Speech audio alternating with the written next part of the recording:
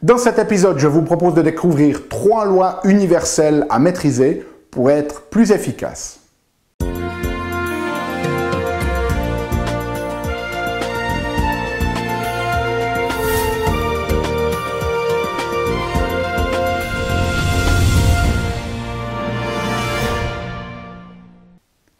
Parce que la vie est bien trop magique et que nous avons tous besoin d'une prescription pour grandir en conscience et faire que nos rêves dévorent notre vie. Bonjour, je suis le Dr Yannick Pauly. Bienvenue à un nouvel épisode d'une grande vie où chaque semaine je vous propose de découvrir des stratégies pratiques pour grandir en conscience, qu'elles soient d'ordre physique, émotionnel, psychologique ou spirituel, parce que c'est cette conscience qui est au cœur d'une vie pleinement vécue et de notre évolution en tant qu'être humain. Alors cette semaine, ce que j'avais envie de faire avec vous, c'est de partager 3 lois qui sont essentielles de connaître et de maîtriser, c'est-à-dire d'intégrer dans notre vie si vous voulez être plus efficace ou plus productif. Alors entrons directement dans le vif du sujet et la première loi dont j'aimerais vous parler, c'est la loi de Parkinson. La loi de Parkinson, elle a été émise par un homme qui s'appelait Cyril Northcott. Et cette loi, essentiellement, ce qu'elle dit, c'est que le travail que l'on a à faire va toujours prendre le temps qui lui a été attribué. Et donc, ça veut dire que plus vous êtes précis dans la gestion de votre temps, plus vous êtes organisé, mieux les choses vont se dérouler. Alors, je vais prendre un exemple concret.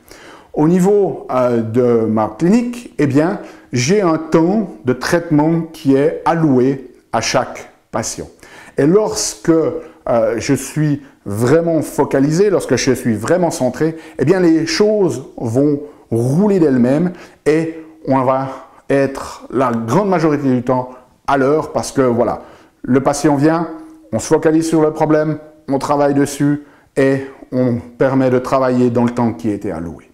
Maintenant, il y a certaines circonstances, si tout d'un coup, au lieu d'avoir un patient agendé, et puis le suivant, et puis le suivant, et puis le suivant, eh bien si tout d'un coup, j'ai un espace, mettons que j'ai un patient, un deuxième patient, et puis le temps alloué à un troisième patient, ben, ce patient, pour une raison ou pour une autre, il appelle pour annuler, eh bien ce qui va se passer, c'est que le patient précédemment, tout d'un coup, le temps qui était alloué pour son traitement va commencer de s'étendre dans le temps qui restait disponible. Et là, c'est typiquement les choses qui se passent où tout d'un coup, ben, vous avez un patient qui vient en entretien, par exemple une fois par mois, et ça fait 5 ans qu'il vient. Hein, donc si on reprend cette structure de l'agenda où j'avais un patient ici, un patient là, et puis tout d'un coup, ce patient-là a annulé. Et donc, il y a un espace qui s'est créé, et ce patient-là peut être venu depuis maintenant 5 ans, une fois par mois, et on fait juste un élément de contrôle, et bien vous pouvez être sûr que ce jour-là, ce patient-là, pour une raison ou une autre, 2 jours avant, il a eu un accident, et on n'a pas seulement juste à faire son check d'entretien, on doit refaire un examen, donc tout d'un coup, ce temps ici, là, il va me prendre. Okay? Et il va s'étendre. Ça, c'est la loi de Parkinson. C'est-à-dire que si tout d'un coup, il y a plus de temps qui devient disponible que ce qui était prévu, eh bien, le travail que j'aurai à faire va prendre du temps. Ou alors, s'il n'est pas tombé, vous pouvez être sûr que dans ce temps-là, au lieu de pouvoir rester dans mon flou avec le patient, tout d'un coup, quelqu'un appelle qui veut me parler et ça n'a rien à voir, c'est pour une assurance ou des choses comme ça. Donc, la notion qu'on a ici, c'est que il faut être très précis, si vous voulez, dans le temps que l'on attribue aux choses et il faut mettre toujours les priorités principales d'abord. Parce que si vous avez du temps et que vous ne mettez pas vos priorités principales dans ce temps, eh bien votre temps va se remplir de choses qui sont secondaires. Et là, il y avait une métaphore d'un professeur qui prend un grand vase comme ça et qui commence de mettre des pierres dedans jusqu'à que le vase soit plein. Il demande, voilà, est-ce que je peux mettre plus ? Et bien évidemment, ses élèves pensent de pierre, donc ils disent non, vous ne pouvez pas en mettre plus. Et à ce moment-là, il prend des gros graviers et il les fait tomber dans le vase et puis ils prennent l'espace qui restait encore libre entre les grosses pierres. et ça a l'air rempli, et elle dit, est-ce que je peux mettre plus? Et les élèves pensent, ah, de gros gravier, non, vous ne pouvez pas. À ce moment-là, il prend du sable, et il fait encore glisser le sable dans les tout petits espaces entre les gravillons. Okay?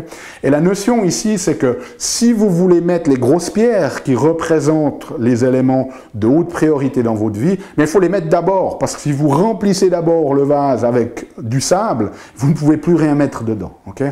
Donc cette notion ici, c'est que lorsque vous créez votre agenda, déterminez, allouez du temps à ce qui est important d'abord. Okay? Parce que si vous n'attribuez pas d'abord du temps à ce qui est important, eh bien, des éléments secondaires vont remplir ce temps selon cette loi de Parkinson. Okay? Deuxième loi dont j'aimerais vous parler, c'est la loi de Pareto. Alors, Vilfredo Pareto est un économiste, en fait, et on connaît cette loi aussi sous la loi du 80-20.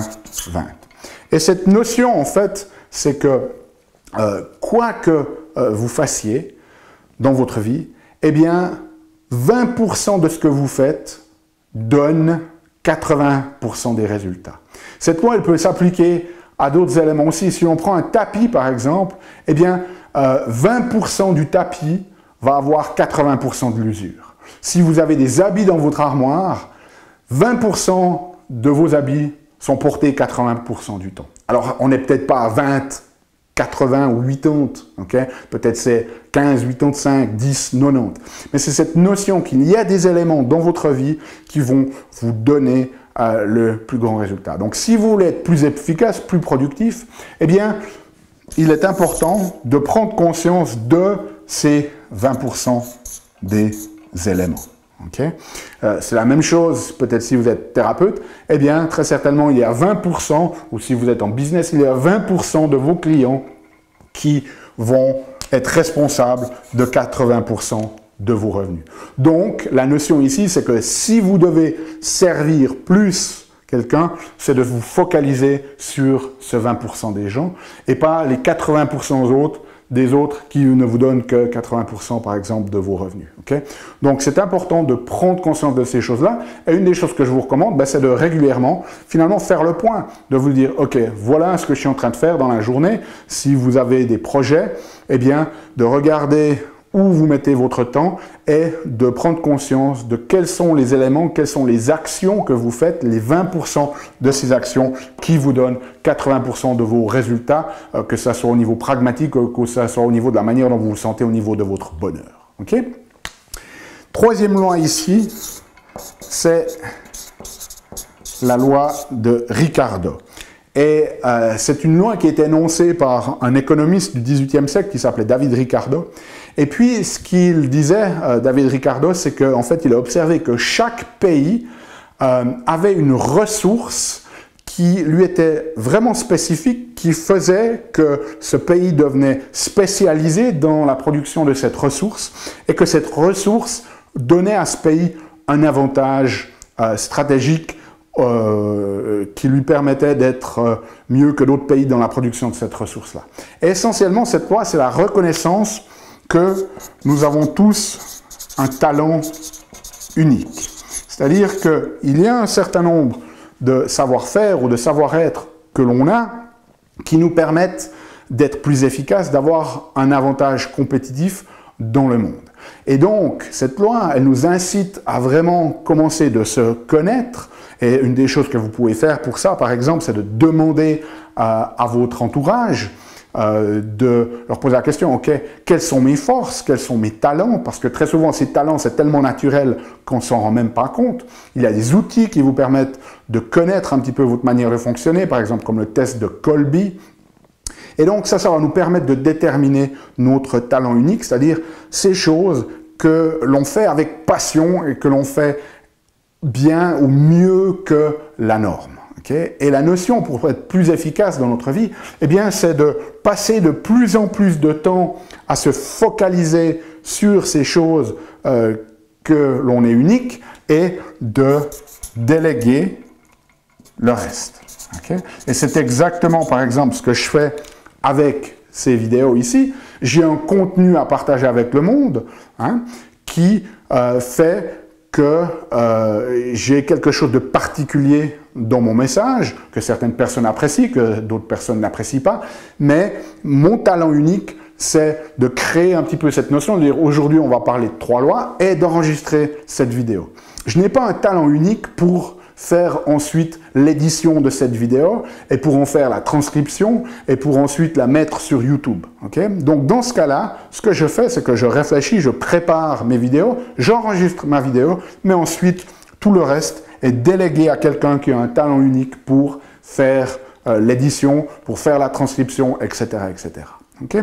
Donc voilà cette loi de Ricardo, c'est-à-dire de reconnaître que vous avez un talent unique et qu'il est important que vous déterminiez votre talent unique et que ensuite vous mettiez en place des stratégies dans votre vie pour déléguer de plus en plus tous les autres éléments qui ne font pas partie de votre talent unique pour que vous puissiez vous focaliser et passer plus de temps à finalement être dans qui vous êtes vraiment, dans cette espèce de cadeau que l'univers vous a fait de contribution au monde. Okay? Si vous avez des questions, des commentaires, laissez-les dans les commentaires. Si vous avez besoin de la transcription, elle est disponible sur notre site unegrandevie.com. Et nous, comme d'habitude, on se retrouve la semaine prochaine pour un nouvel épisode. D'ici là, souvenez-vous, aimez la vie, émerveillez-vous et contribuez chaque jour un petit peu plus.